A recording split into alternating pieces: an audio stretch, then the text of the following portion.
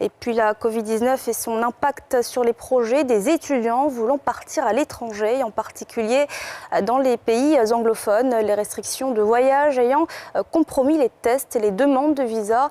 Quelle alternative pour les étudiants ivoiriens? Un sujet de Nadja Edja et Mathurin Badé.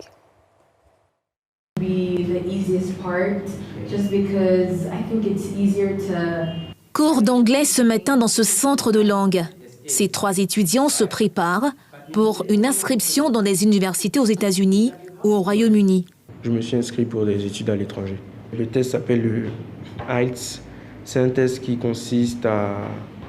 il va évaluer vos capacités à vous exprimer en anglais sous différentes formes. Je dois préparer un test que je dois passer, ça s'appelle le TOEFL, pour pouvoir évaluer mes connaissances en anglais. Et donc, je dois avoir un score d'au moins 100 sur environ 120.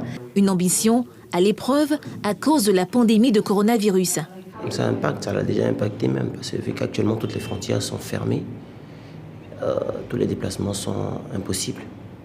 Mais bon, on espère que tout puisse se régulariser à temps. Ici en Côte d'Ivoire, on ne fait que le academic test. Et le UKVIA, par exemple, il faut le faire au Ghana, à Accra.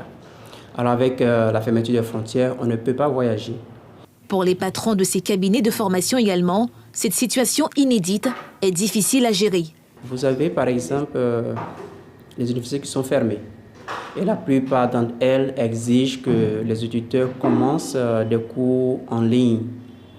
Donc la difficulté, c'est de savoir est-ce qu'aujourd'hui, ces universités sont prêtes à accueillir ces étudiants et élèves qui viennent des pays étrangers. Avec cette crise sanitaire, le nombre de tests officiels du TOEFL, qui était environ de 20-25 candidats par session, on est passé à 11 auditeurs. Si cette crise sanitaire met à mal certains centres de formation, pour les universités basées sur un système éducatif anglophone, elle pourrait être une aubaine.